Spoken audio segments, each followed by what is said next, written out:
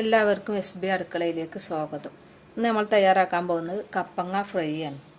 അപ്പോൾ അതിന് വേണ്ട കപ്പങ്ങയാണിത്. തൊലിയൊക്കെ ചെത്തി ഇതുപോലെ നീളത്തിലാണ് അരിഞ്ഞു വെച്ചത്. ഇത്തിരി വീതിയിൽ നീളത്തിൽ ചെറുതാക്കി അരിഞ്ഞു വെക്കണം.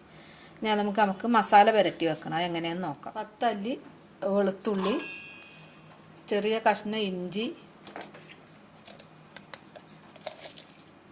1.5 സ്പൂണ് ഗരം മസാല, ഏലക്കയും പട്ടയും പൂവൊക്കെ കൂടി പൊടിച്ചെടുത്തതാണ്. ഒരു 1.25 സ്പൂണ് ഗരം മസാല. ഇത് നമുക്ക് അരച്ചെടുക്കണം. ഇത് നമുക്കൊരു പാത്രത്തിലേക്ക് ഇട്ട് കൊടുക്കാം. ഇത് മസാല പുരട്ടണതിന് ഒരു 10 മിനിറ്റ് മുമ്പെങ്കിലും ഒന്ന് കഴുകി വാര വെക്കണം. വെള്ളമൊക്കെ പോയി കിട്ടാൻ വേണ്ടിയിട്ടാണ്. അതിലേക്ക് ഒരു 1.5 സ്പൂണ് മുളക് പൊടി ഇട്ട് കൊടുക്കുക. ഓരോരുത്തര എരിവിനനുസരിച്ച് ഇട്ട് കൊടുക്കുക.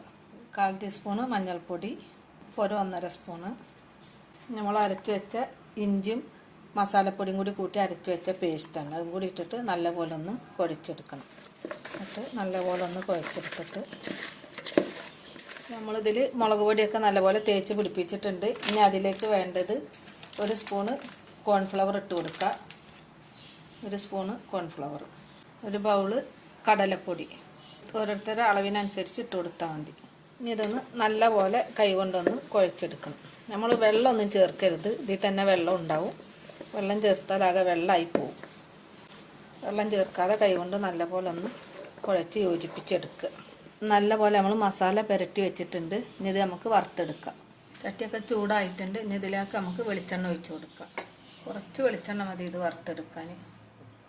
ഇത് നമുക്ക് ഓരോന്നായിട്ട് ഇതിലേക്ക് പെറുക്കി വെക്കാം.